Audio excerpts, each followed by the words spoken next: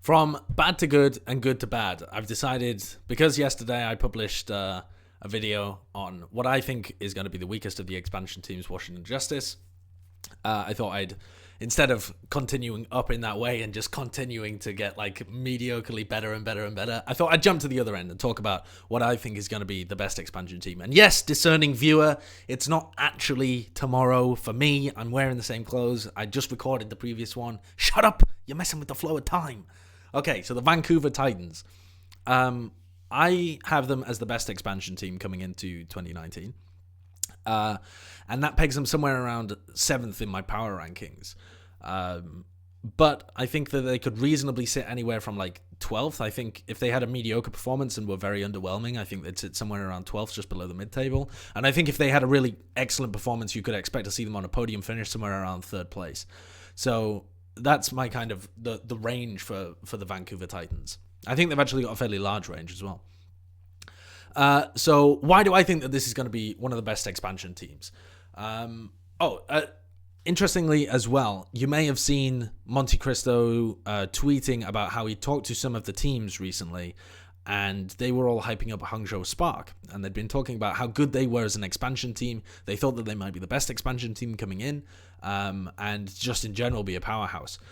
And as far as I'm aware, that requires a caveat, because the Western Owl teams, or just Western teams in general, I don't think have scrimmed the Vancouver Titans yet. I believe they're still in Korea, sorting out visa stuff. And the Titans have reportedly been doing very well against the Korean and Chinese teams that they've been scrimming against while they're in Korea. People like Spark and Defiant. When they were over in Korea scrimming, Titans were doing very well against them, as far as I'm aware. So the hype around the Spark as the best expansion team does not necessarily mean that people are underrating the Titans or don't think that they're going to be incredibly good. I would still have them as the best expansion team coming in, although I do think that Spark are going to be second best, and I'll probably get to them in a couple of days. So this team used to be known as RunAway. Obviously, if you're a fan of Overwatch at all, you've probably heard of this team. They were normally decked out in pink, but now that's reserved for the Spark as well, so I guess they're stealing the thunder in multiple ways. And they were already a very successful team, even last year. I mean, last year they were a very successful team, even though they'd finished second a load of times, and they declined multiple offers individually. I'm not sure whether they declined offers as a team. I don't think they got an offer as a team last year in 2018. In 2019, I think they also got trialed on an individual basis for a number of teams, and obviously got offered a spot from the Vancouver Titans as an entire roster. So they're already a very successful, well-known team that was at an Owl level. People were looking at them. People wanted them in 2018. So certainly, because all they've done is continue to win in 2018, they are one of the hottest commodities in 2019 as well. I think they would have made playoffs in 2018 Owl. And I know that people, some people disagree with that and think that RunAway are overhyped because they won in a contenders region where all of the best Korean players had admittedly gone over to the Overwatch League. But what you see, what you would have seen, I think, if Overwatch League hadn't have happened, is that the Giants don't stay on top forever. The teams that had won in 2017, teams like Lunatic High, teams like GC Busan with Hureg and Wuhyal, if they had stuck the same rosters together, it's unlikely they would have been as good. And Seoul Dynasty weren't as good, you know? So there is a constant flux that happens. Rising talent does end up becoming very good. And I don't think it's the case that you progress at a slower rate because you're in Contenders Korea rather than in Owl. I think it's a very competitive region, and I think RunAway have definitely been staying sharp. It's not like they've been having bad practice with the Korean teams. So I think it's very reasonable, especially when you just look at the level that they were performing at, to say that they would have finished at least in the mid-table of Overwatch League in 2018 and probably gone on to make a reasonable playoff run. I don't think that they were better than NYXL or maybe end of season Valiant, I wouldn't have said either, or the peaks that London or Philly hit, but I think they would have placed somewhere around 5th or maybe 6th. They're very meta resistant. This team's played through all sorts of different metas. They've had Bumper switch over to, he's played off-tank, he's played Lucio for them, Haxal has played Lucio for them, they've recycled through a bunch of different players. They have basically played every meta that there has been, and that kind of assimilates into their team. I can't think of any meta where they would be out of their depth or unable to play it. So, very resistant team in that sense. And they have incredible team chemistry. Some of their players are not the best. Like, people always big up, Haxal and Stitch, or even their tank line, honestly, even Bumper and Janu.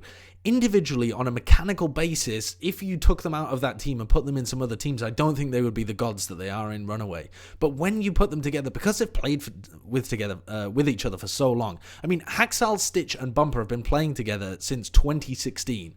I think Bumper subbed out of the team for one season, and then people were coming in, they were playing with Janu and stuff.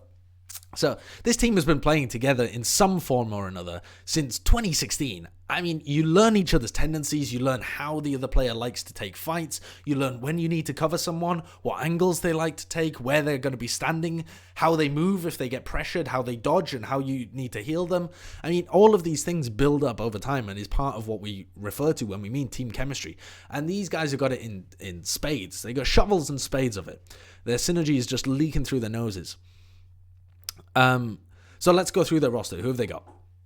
Their tank line is Bumper and Janu. Bumper played an excellent Winston all throughout 2018. He really became a fantastic force for this roster, and I expect to see him, if Winston is in the meta in a large way, being one of the best main tanks in the league. I think he's right up there. As long as he plays within this team and knows where everyone's going to be and knows he's got that level of support, I think Bumper's going to be a phenom. Now, his play on Reinhardt, not quite as good, but still actually pretty decent. And I haven't really seen him on heroes outside of that too much. Janu is a very good off-tank. Again, buckets full of synergy. It's super important on the tank positions, more so than your mechanics, I think, especially for D.Va.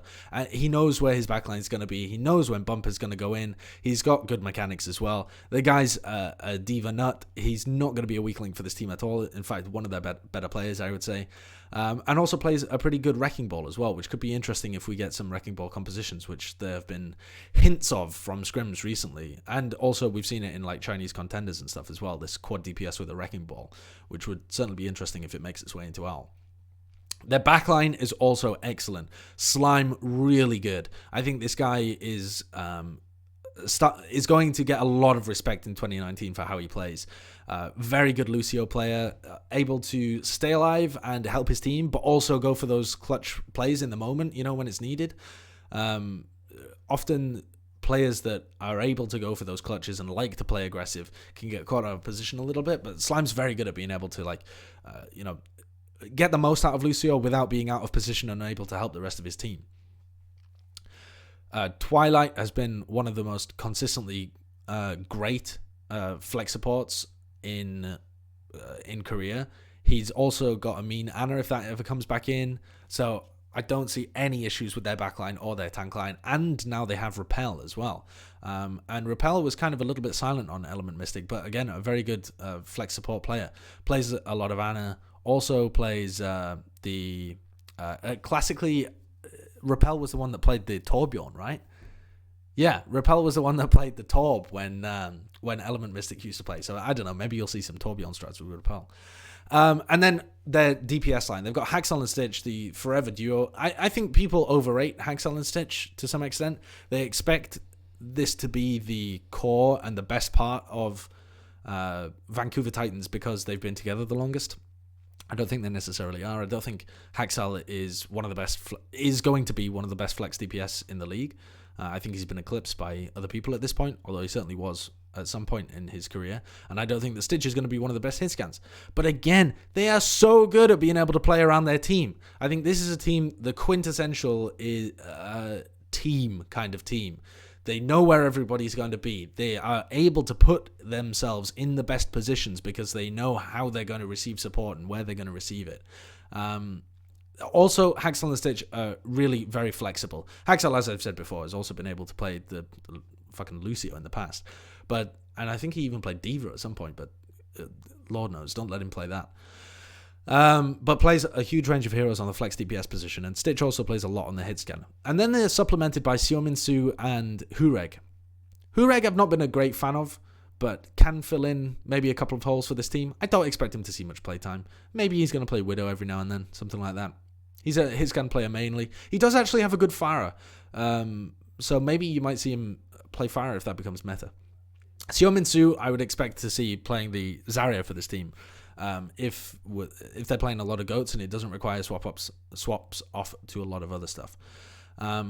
But the wider context around the Vancouver Titans is not really their roster. We already know what their roster can give. We've seen it before. We've seen them play. We know they're going to be an excellent team. The question marks around the Vancouver Titans are whether or not they can do that when they're not in Korea. And that might sound like woo-woo. That might just sound like I'm making up some random nonsense. Like, of course they can do it wherever they are in the world. But there are real differences when you're playing in Contenders or Apex and when you come to the Overwatch League. Now, even without taking location into account, the format of the tournament is very different. You have a game every week, and it's not elimination games. It's not building up to anything until you get to the playoffs. There's not that same sense of urgency, I think, but there's a whole lot of grinding. There's so much prep you have to do for each opponent. And you all get to study each other, and you're in a hugely competitive environment with all the other best players in the world, which we never had before at a previous Apex.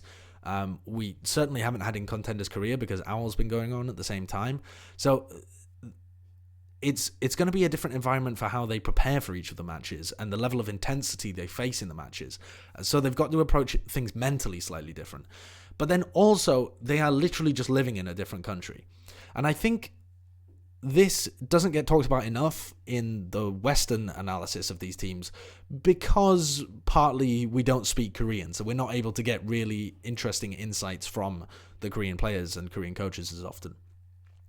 But when you talk to those people who have been in Korea or lived in other countries or have talked to the players and know what they're going through, it's a big culture shift to go from not having an enormous salary, playing in Contenders Korea, surrounded by the country that you've been living in your entire life, where your entire focus has just been on the game, to going to live in Los Angeles, where, yes, there is a large Korean subculture if you go to the right places, but the normal culture is so massively different.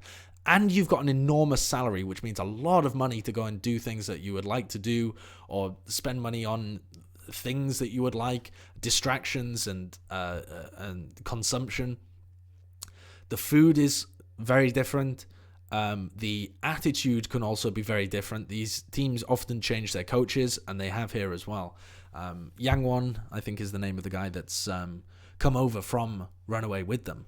But they've also got a different management structure. They've got a different head coach now as well. They don't have Runner or Flowervin, who were previously with them. The living structure has also changed. There's a lot of different stuff. And I'm not suggesting that, like other teams, they might fall into some internal conflict. I think RunAway, Vancouver Titans are actually too close-knit for that kind of issue to happen. I don't think there's any divas on the team. Pardon the pun, it's not funny. And I don't think there's anybody who's going to mess with the team morale. But I think that the entire team might struggle with being able to adapt to putting their all into Owl, to really focusing on the practice, to being able to keep up with the shifts in the meta that happen at an extraordinary rate. Like the micro shifts that happen in how you approach certain points, you'd never be able to tell in the matches, but so much stuff goes on behind the scenes on like countering people stud in certain places and being able to, you have one meta, this is how you would normally approach it, someone comes up with a different one, but just between two of your matches, 3 different ways of iterating on breaking that hold have happened, so you don't know really what everybody's going to be doing in the match. So I think this is a very interesting experiment, porting a whole team into Owl. You're not trying to mess with it too much, but you have to account for the massive culture shift. And I think it's really important as well that whatever the results of the Vancouver Titans, that people aren't revisionist with the history of RunAway. There is, or if the Vancouver Titans underperform and end up just being a mid-table team or, not doing that well, I think there's going to be a temptation for the naysayers to say, oh, they were never that good. They would never have been able to make playoffs in Owl. This team was always overrated. They just won Contenders Korea because all the good players had left. That's not the case. I think you can very clearly say that by watching their games at the moment and seeing how they're able to compete, seeing how they compete against Owl-level players when they're in teams like, for example, the South Korean World Cup team, etc., or on their previous teams when they were playing in Apex. You can't revise or retcon history like that, but you can put a lot of weight into the environment and the culture around how you transport the team. Now, the schedule as well, when we look forward, in week 1 they play against the Dragons. This is going to be a rematch of the Contenders final that they played, where they played against Condu Panthera. The Shanghai Dragons is now mainly made up of Condu Panthera players with some shifts. They've certainly made more changes than the Vancouver Titans have. The Vancouver Titans RunAway won that time, and I would expect them to still be the better team. I would expect them to win that game. I think it'll still be a close game. I think it'll be very interesting as well to see how the Dragons have shifted that roster and adapted it. And this is kind of where the experiments differed, right? Dragons didn't just pick up the whole of Condu Panthera.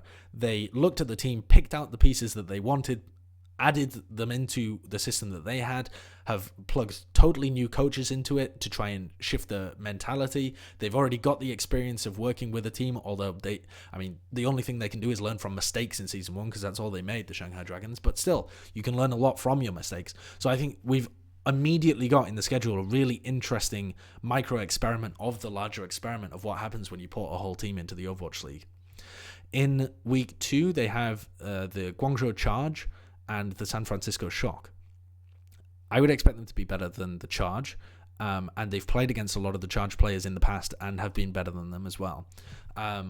But I think, again, that could be a close game and will be interesting to watch.